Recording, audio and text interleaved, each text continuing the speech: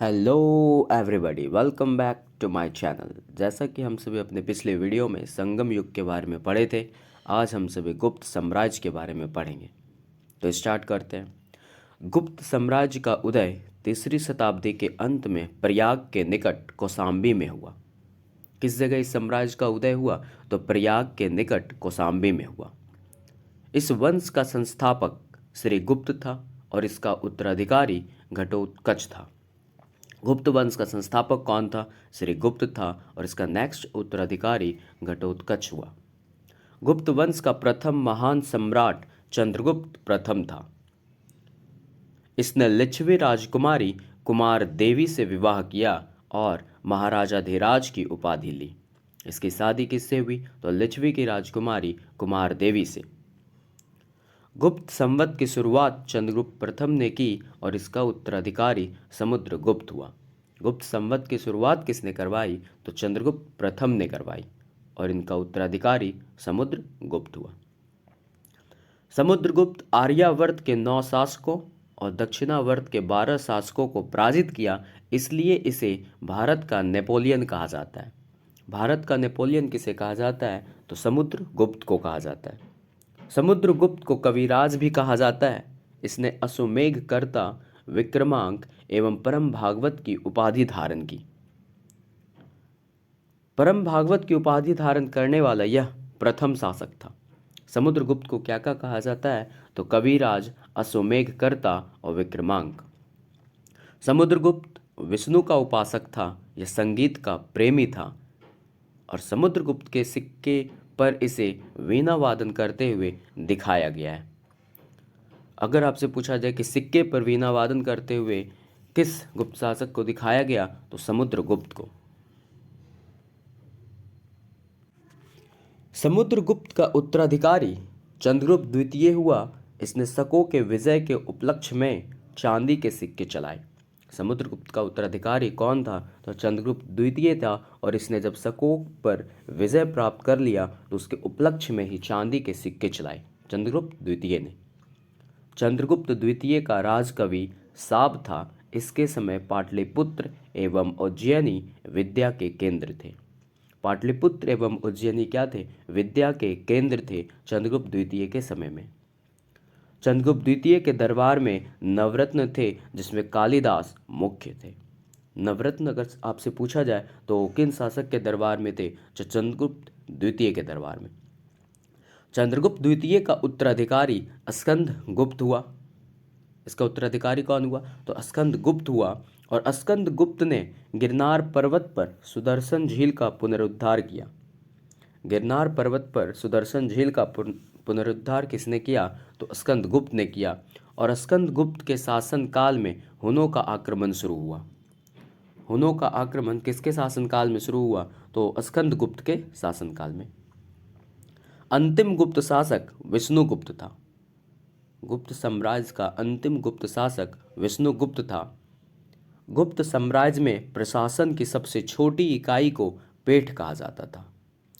सबसे छोटी इकाई को पेठ कहा जाता था और भू राजस्व कुल उत्पादन का 1/4 भाग या 1/6 भाग हुआ करता था। भू राजस्व कितना था? तो ये कुल उत्पादन का 1/4 भाग या 1/6 भाग हुआ करता था। इस काल में वास करने योग्य जो भूमि होती थी वो वास्तु कहलाती थी। वास करने योग्य भूमि वास्तु कहलाती थी और जंगली भूमि को अप्रहत कहा जाता था। जंगली भूमि को अप्रहत कहा जाता था और वैसी भूमि जो जोतने योग्य नहीं होती थी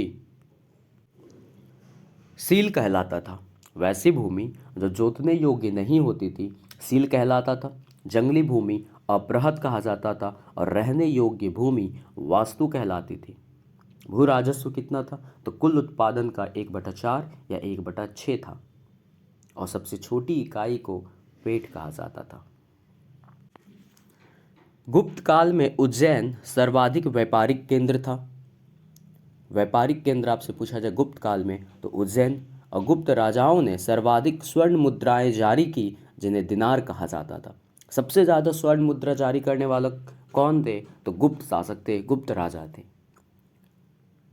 गुप्त साम्राज्य में कायस्थों का सर्वप्रथम वर्णन याज्ञवल्क्य स्मृति में मिलता है। कायस्थों का सर्वप्रथम वर्णन याज्ञवल्क्य स्मृति में मिलता है। और विंध्य जंगल में सबर जाति के लोग देवता को मनुष्य का मांस चढ़ाते थे। किस जाति के लोग? तो सबर जाति के लोग। अब पहली बार किसी के सती होने का प्रमाण भानुगुप्त के एरन अभिलेख में मिलता है। किसी के सती होने का प्रमाण किस अभिलेख से मिलता है? तो एरन अभिलेख से मिलता है, जो भानुगुप्त के द्वारा लिखा गया था।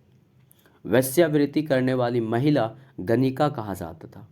जो वेश्यावृत्ति करती थी वो महिलाएं को गणिका कहा जाता था, और वृद्ध वेश्या जो होती थी उनको कुट्टनी कहा जाता था। गुप्त सम्राट वैष्णव धर्म का अनुयायी था। किस धर्म का अनुयायी था? तो वैष्णव धर्म का अनुयायी था। और गुप्तों का राज चिन्ह गरुड़ था। इनका राज चिन्ह क्या था? तो गरुड़ था। दशावतार मंदिर देवगढ़ में है और यह बेतवा नदी के किनारे है। दशावतार मंदिर कहाँ है? तो देवगढ़ में है। और किस नदी के किनारे? बेतवा नदी के तट पर है, याद रख लें। अजंता में निर्मित कुल 29 गुफा में 6 ही शेष हैं, जिनमें गुफा 16 एवं 17 गुप्तकालीन है। गुफा 16 एवं 17 गुप्तकालीन है। टोटल कितने गुफा है? तो 29 है, जिनमें से 16 एवं 17 गुप्तकालीन है। गुफा 16 में मरणासन राजकुमारी का चित्र प्रशंसनीय है। गुफा 16 में मरणासन राजकुमारी का चित्र प्रशंसनीय है। और गुफा 17 में इनके जो चित्र है, गुफा 17 के चित्र को चित्रशाला कहा गया है, जिसमें बुद्ध की घटनाओं को दिखाया गया है। गुफा 17 में क्या किया गया है? तो बुद्ध की घटनाओं को दिखाया गया है, जिसके चित्र को चित्रशाला कहा गया है। गुप्त काल में विष्णु शर्मा द्वारा लिखित पंचतंत्र को संसार का सर्वाधिक प्रचलित ग्रंथ माना जाता है। विष्णु शर्मा द्वारा लिखित पंचतंत्र को संसार का सर्वाधिक प्रचलित ग्रंथ माना जाता है, लेकिन बाइबल के बाद इसका स्थान जो है सेकंड पे, मतलब सबसे प्रचलित में आपका बाइबल हो जाएगा, फिर पंचतंत्र। आर्यभट्ट ने आर्यभट्टियम एवं सूर्य सिद्धांत ग्रंथ लिखे। आर्यभट्टियम एवं सूर्य सिद्धांत ग्रंथ किसने दिए? तो आर्यभट्ट ने। आर्यभट्ट पहला भारतीय नक्षत्र वैज्ञानिक था जिसने घोषणा की कि पृथ्वी अपनी धुरी पर घूमती है। सबसे पहला भारतीय नक्षत्र वैज्ञानिक कौन था जिसने घोषणा की कि पृथ्वी अपनी धुरी पर घूमती है? तो वो आर्यभट्ट थे। वृहत संहिता बुक वराहमिहिर का है। वृहत संहिता बुक किसके द्वारा लिखा गया? तो वराहमिहिर। और वराहमिहिर ने ही पंच सिद्धांत बृहजाग लघु जातक की रचना की। वराहमिहिर ने ही पंच सिद्धांत बृहजाग और लघु जातक की भी रचना की। गुप्त राजाओं की शासकीय भाषा संस्कृत थी। गुप्त राजाओं की शासकीय भाषा क्या थी? तो संस्कृत थी। और इस गुप्त राज्य में, गुप्त काल जो था, उसमें चांदी के सिक्के को रुपयका कहा जाता था।